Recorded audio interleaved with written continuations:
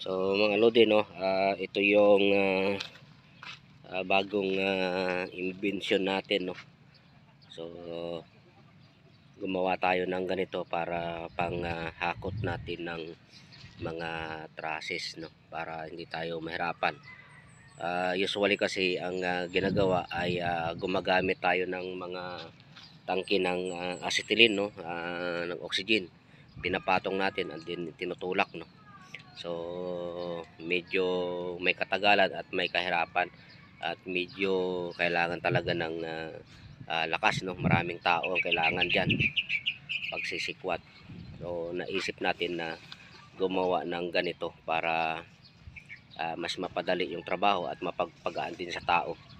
So ito, yung ideya na to ay nakuha namin dun sa sa nakagawa na kasi kami ng paglilipat ng mga trusses gamit yung karmatilya ng hollow block, no. Iniram natin kay Sir Manny, no. Shout out kay Sir Manny. Ito yung ideya na nakuha namin doon, no. Kasi yon ay ipapatong. So pag ipinapatong ay medyo kailangan talaga ng sobrang lakas ng mga kasama natin para maipatong doon at para maitulak. So dito hindi na kailangan ng papatong pa. So meron tayong chain block, no. I-chain block natin. Then kaya may ganito siya. Lalagyan natin to ng angle bar. Then ipapatong natin yung trusses, kaya hindi na mahirap, hindi na sobrang kailangan ng lakas. At then pagka nakabit-bit na siya dyan ay pwede na natin itulak. So mapapadali yung trabaho natin. So mamaya-maya lang ay mag-start na tayo na lilipat nitong mga trusses.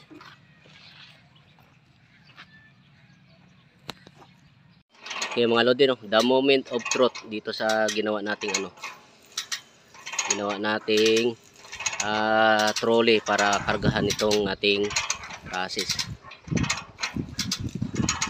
So walang kahirap-hirap, no. Kahit dalawang tao kaya itong i-maniobra, ilipat. So meron lang tayong chain block at tinichain block ng aning pagani hanggang sa tumaas. Then pag umabot siya dyan sa may nilagay nating stopper ay lagyan natin ng angle bar para hindi naman mahirapan yung chain block habang nilipat natin. Okay. So sige, pakiramdaman mo yung chain block kung kakayanin. Malambot. Malambot naman, ibig sabihin kayang-kaya ng chain block itaas. So ganito lang, no? Kahit dalawang tao, kung kulang sa tao pwedeng makapagtrabaho. Isa naman pagka wala to 6 na tao ang gumagalaw nito. Lagi tayo may backup plan.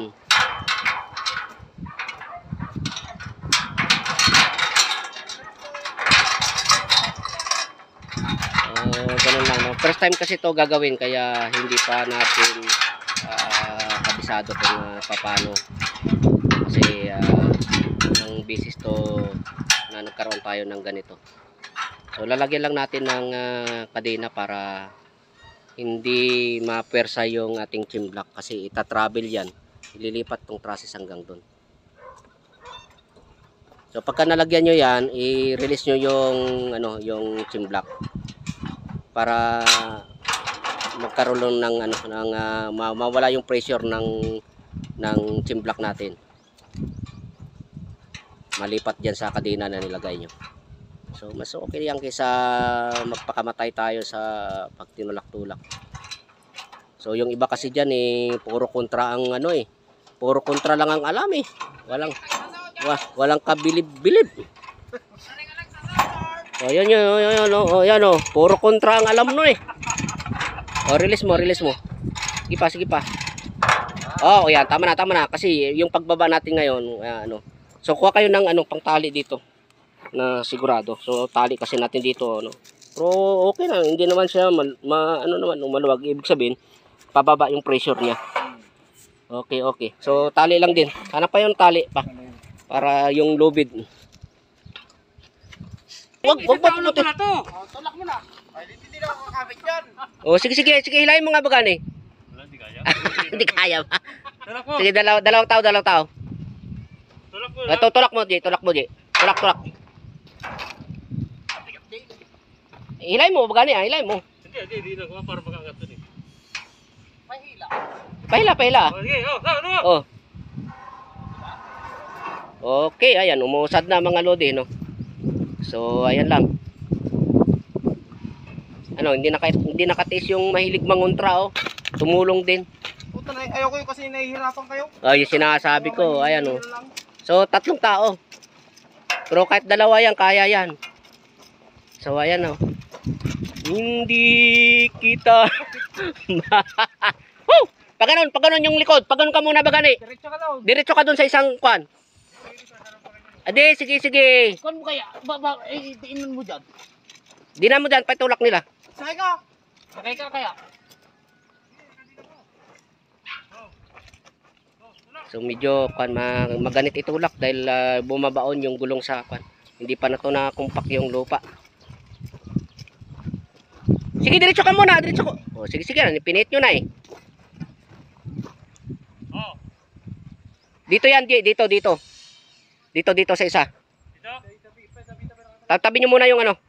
Ilapag nyo muna. Itabi nyo muna yung wave guard na yan.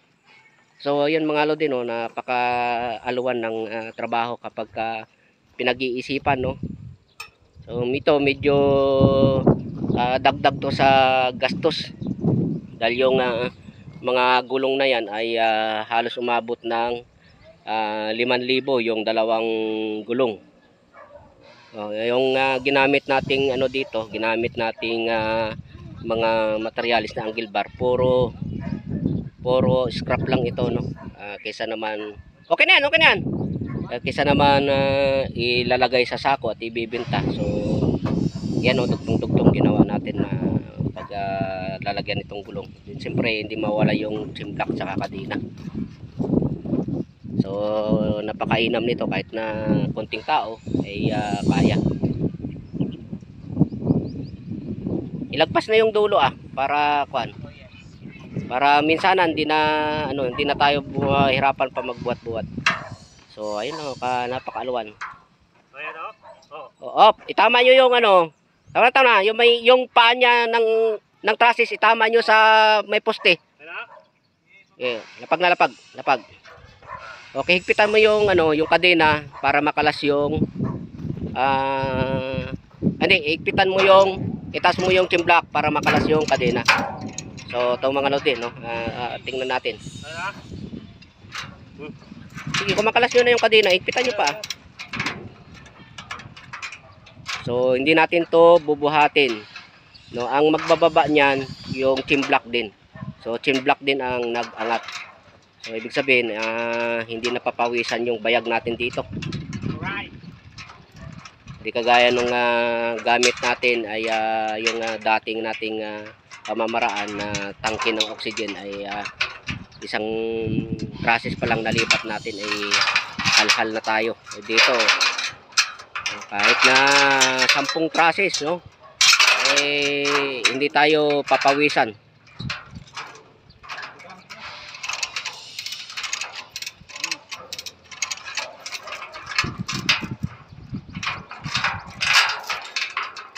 Sige, baba yun. So ayan hindi natin ginamitan ng matinding puwersa ito. So actually kahit 2 tao kaya. So para hindi naman mahirapan, 3 na sila ang maniobra.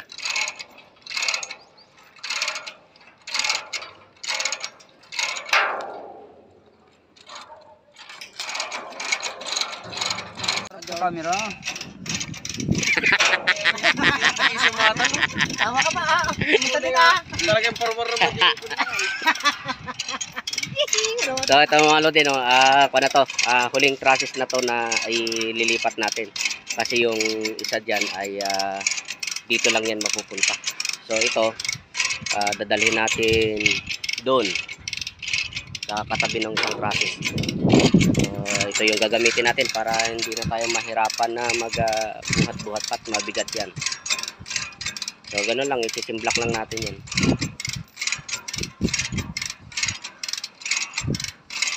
So malaking tulong ito para sa atin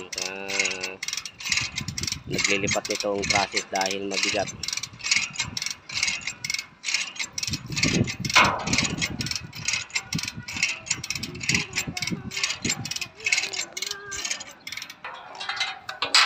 So ayan ang mga lodi, no. Pagkano itatali lang ng kadena para hindi hindi mahirapan yung timblak.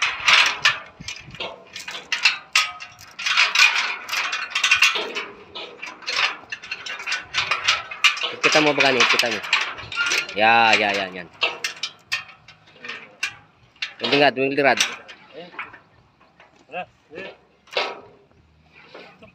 Ayun, sa pan meron sa bahina mo, meron pa. So welding rod lang ang ipanglalak para madaling tanggalin. Mahina nila. Walang kwenta.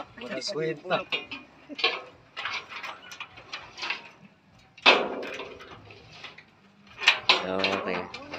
Ayos. Sige, bagani, ikaw na yung sa unahan. Dahil kabisado mo na yan. Then i-release lang yung kadena. Tama na. Para hindi mahirapan. O sige, may tao sa likod. Huwag ka na dyan, Ber. Huwag ka naman dyan. Doon na sa likod, sa kaikwan. Hindi ka makakatulong dyan. Sa likod. Oo, sayang effort talaga. Kailangan nasa tamang posisyon kayo.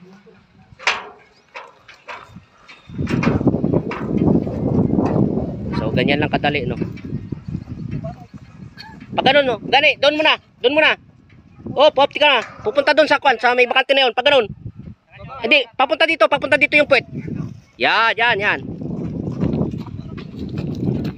Okay, tapos tulak. Op. Oo, titingnan nyo rin, oh. May kuryente yan.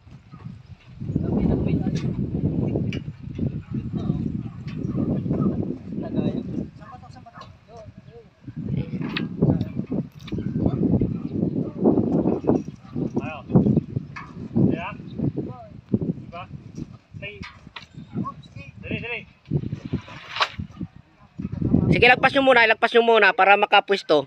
Okay, go. Okay, pihit mo na bagani, papunta doon. Okay, hop. Ayos na. Pwede na. Din ibababa din, no. Simplak pa rin yung gamit. So itataas ng konti yung timblak para matanggal yung kadena. So ganun lang kadali mga lodi ang diskarte para hindi tayo mahirapan. Dati-rati pag nililipat natin to talaga namang pati itlog natin pinapawisan.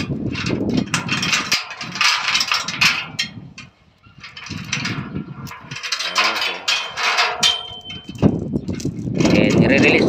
Yan. So wala nang taong magbubuhat.